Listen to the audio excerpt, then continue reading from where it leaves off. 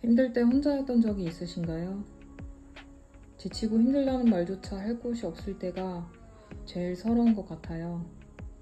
보통 친구나 가족, 반려동물, 책, 일기장 등등 무엇인가에 공감과 위로를 받죠. 저는 친구도 없고 자매와도 친하지 않고 부모님은 더더욱 말하기 어려웠어요. 어떤 위로의 말도 응원도 없이 혼자 힘든 시간을 견뎌내야 했는데요. 기댈 곳이 없던 때엔 방황도 진짜 많이 했어요. 할 수 있는 모든 충동적인 일들을 저지르고 사람들과 트러블을 일으키고 매일 울고 후회하고 자책하며 외로움에 혼자 고군분투했어요. 그러다 우연히 서점에서 본 제목에 끌려 책을 보기 시작했어요. 나와 같은 사람을 발견해서 안도감이 들었거든요. 혼자가 아니라는 생각에 그날은 조금 쉽게 잠들 수 있었어요. 여전히 흔들리고 넘어지고 꾸역꾸역 일어서고 그러다 또다시 흔들리지만 그래도 이불 속에 웅크리고 있지만은 않아요. 여러분들도 꼭 영상 끝까지 보시고 혼자가 아니란 것을 느끼셨으면 좋겠어요. 저는 집에서 좀 겉돌았어요. 가족 사이에 겉돈다는 말이 조금 이상하게 들리실 수 있는데 말 그대로 겉돌았어요. 혈연이라는 것 외에 연결된 유대감 같은 걸 느끼지 못했던 것 같아요. 동생과 싸운 적도 없었고 사이가 안 좋은 것도 아니었어요.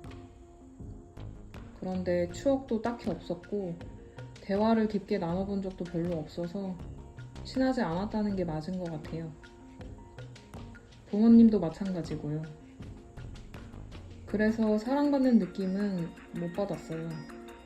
그냥 아버지구나, 그냥 어머니구나, 각자의 역할에 맞춰 한 집에 살고 있다는 느낌 정도였어요. 그래서 딱히 관심을 받고 자라진 않은 것 같아요. 눈을 마주치고 대화를 한 기억이 거의 없어요. 교감이 없었죠. 대화가 없는 집에서 알아서 표정과 행동을 살펴가며 지냈어야 해서 어렸을 때부터 눈치를 많이 봤어요. 집에서도 그랬으니 밖에서는 더 그랬겠죠. 낯선 환경, 낯선 사람들, 낯선 상황들, 모든 새롭고 낯선 느낌이 너무 스트레스였어요. 특히 불특정 다수의 사람, 인간관계에 스트레스를 많이 받았어요. 그러다 보니 초등학교 때부터 겉도는 느낌이 들었어요. 중학교 때는 따돌림을 받아서 더 심해졌고 고등학교 때는 도저히 사람 자체를 어떻게 대해야 하는지 모를 정도였어요. 그때부터 멘탈이 흔들리는 게 느껴질 정도로 혼란스러워했어요. 그렇게 불안과 긴장이 쌓여갔던 것 같아요. 그래도 일단 세상에 나와 어울려 살아가야 하니까 바꾸고 싶었어요. 그래서 일기도 써봤는데 누군가 볼지도 모른다는 두려움 때문에 자기 검열을 하게 되더라고요. 그러다 보니 그냥 있었던 일이나 감정 상태들을 기록하는 정도에 그쳐서 공감과 위로를 받을 정도의 도움은 안 됐어요. 그렇게 성인이 되고 술, 담배를 하게 되면서 아슬아슬했던 멘탈이 터져버렸어요. 술, 담배가 쉽게 스트레스를 없애준다고 착각한 거죠. 술, 담배를 하면 다른 사람이 된 것 같았어요. 생각만 하던 행동들을 망설임 없이 해내고 머릿속에만 맴돌던 말들을 쉽게 뱉어냈어요. 그게 엄청 자극이 됐던 것 같아요. 무서울 게 없었거든요. 그러다 술로 극단적인 행동까지 하려던 걸 계기로 상담을 받게 됐어요. 50분짜리 타이머에 맞춰서 말을 쏟아냈어요. 당시 제 상황에서 상담비는 비쌌고 어떻게든 한마디라도 더 해서 빨리 나아지고 싶었어요. 그 당시에 아무도 저를 상대해주지 않았거든요. 그렇게 알바비 모아 쏟아부은 상담도 치료 기간이 길어지고 저와 맞는 상담사분을 만나지 못해서 크게 나아진 건 없었어요. 그러다 약을 먹어보자 싶어서 우울증 센터를 다녔는데 제게 맞는 약을 찾기까지 시간도 걸렸고 그 과정에서 약 때문에 힘들더라고요. 머릿속에 안개가 낀 것처럼 멍하고 잠이 깨지 않은 것처럼 몽롱했어요. 결국 제게 맞는 약을 찾기까지 시간이 걸렸고 대화에 집중하기가 더 어려워져서 결국 약도 중단했어요.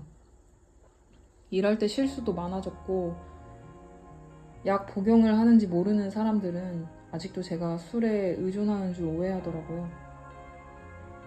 약을 그렇게 중단하니까 수면제 처방을 받지 못해서 잠이 오지 않는 게 너무 힘들었어요. 몸이라도 고단하면 어떻게든 자겠지 싶어서 퇴근 후에 집까지 무작정 걸었는데 그게 습관이 되면서 시간이 남으면 이것저것 걷기 시작했어요. 공원도 다니고 한강도 다니고 지하철이나 버스를 타고 가다가 아무역에 내려서 동네를 걷고 그렇게 걸으면서 나무도 보고 꽃도 보고 고양이나 새, 강아지들을 많이 봤어요. 그러다가 문득 책을 읽어야겠다는 생각을 했어요. 나만 힘든 건지 궁금하더라고요. 걸어 다니면서 주위를 보니까 다들 아무렇지 않게 잘 살고 있는 것처럼 보였어요. 그래서 진짜 나만 이러는 건가? 나만 이렇게 나도 모를 이유로 마음이 요동을 치고 숨이 가쁜 하루를 보내고 있는 건가? 그냥 아무나 붙잡고 묻고 싶을 정도였어요. 답답함이 억울함으로 튀어나오기 시작할 때 그냥 어떤 각오를 한 것 같았어요. 나와 같은 사람이 있는지 찾고 싶어졌어요. 말해도 들어줄 사람이 없었기도 했고 저도 저를 이해하지 못해서 설명을 할 수가 없었어요. 나만 유난이라고 생각했고 주위를 보면 정말 그런 것 같아서 돌아올 대답이 싸늘할 거란 걸 알았던 것 같아요. 근데 책은 그러지 않을 거니까. 소설 속 꾸며진 이야기라도 외계인 얘기도 있는 마당에 나 같은 캐릭터 하나쯤은 있지 않을까 싶은 생각을 했던 것 같아요. 막연하게. 그런데 정말 있더라고요. 그 책의 제목을 보자마자 완전 나네 하는 생각을 했어요. 안도감. 책을 보면서 저를 그대로 서술해 놓은 듯한 내용에 눈물이 나더라고요. 나만 이상한 게 아니구나. 누구나 힘들어할 수 있고 잘 살다가도 힘들어질 때가 있는 거구나. 그래서 더 와닿았던 것 같아요. 이런 장애물을 넘어 스스로 이겨내보려고 했던 책의 저자의 경험들을 생생하게 느낄 수 있었어요. 이런 내용들은 아무리 검색을 한다고 해도 날 것 그대로 현실적으로 느낄 수 없으니까요. 저는 책을 읽으며 공감되는 부분에 실제로 겪었던 제 경험들을 메모했어요.